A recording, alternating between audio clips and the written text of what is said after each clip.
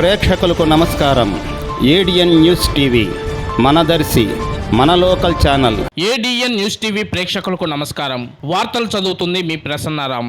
లౌకిక రాజ్యాంగ ప్రజాస్వామ్య సూత్రాలకు విరుద్ధంగా తెచ్చిన వక్ఫ్ సవరణ చట్టం 2025కు వ్యతిరేకంగా ఈ రోజు ముస్లిం పర్సనల్ లా బోర్డు పిలుపు మేరకు మార్కాపురం వక్ఫ్ పరిరక్షణ సమితి జాయింట్ యాక్షన్ కమిటీ ఆధ్వర్యంలో జమీమియా మసీదు నుండి గోడ గడియార స్తంభం, దోర్నాల బస్టాండ్, ఖమ్మం సెంటర్ మీదుగా ఆర్టీఓ ఆఫీస్ వరకు భారీ శాంతి ర్యాలీకి మార్కాపురం డివిజన్ నలుమూలల నుండి విచ్చేసిన కుల మతాలకు పార్టీలకు అతీతంగా లౌకికవాదులు, ప్రజా సంఘాలు, సిపిఎం, సిపిఐ, ప్రజాస్వామ్య వాదులు, ఎస్సీ, ఎస్టీ, బీసీ నాయకులు, క్రిస్టియన్ సోదరులు, ముస్లింలు వేల సంఖ్యలో పాల్గొన్నారు. లౌకిక ప్రజాస్వామ్య ప్రజా సంఘాల నాయకులు మాట్లాడుతూ ఎన్డీఏ కేంద్ర ప్రభుత్వం రాజ్యాంగ విరుద్ధమైన చట్టాన్ని సంఖ్యాబలంతో ఆమోదించడం సిగ్గుచేటని, నిన్న సుప్రీంకోర్టు తాత్కాలిక తీర్పుతో ఈ చట్టం రాజ్యాంగానికి వ్యతిరేకమని రుజువైందన్నారు. కేంద్ర ప్రభుత్వం ఈ నల్ల చట్టాన్ని వెనక్కు తీసుకోవాలని, ఇకనైనా రాష్ట్రంలోని భాజపా మిత్రపక్షాలు కూడా రాజ్యాంగ వ్యతిరేక వైఖరి విడనాడి ఈ నల్ల చట్టాన్ని రాష్ట్రంలో అమలు చేయబోమని అసెంబ్లీలో తీర్మానం చేయాలని వారు ఈ సందర్భంగా డిమాండ్ చేశారు. నిన్న సుప్రీంకోర్టు ఇచ్చిన తాత్కాలిక తీర్పు న్యాయ వ్యవస్థపై నమ్మకాన్ని పెంచిందని, తుది తీర్పు ద్వారా ముస్లింలకు న్యాయం జరుగుతుందని ఆశాభావం వ్యక్తం చేసిన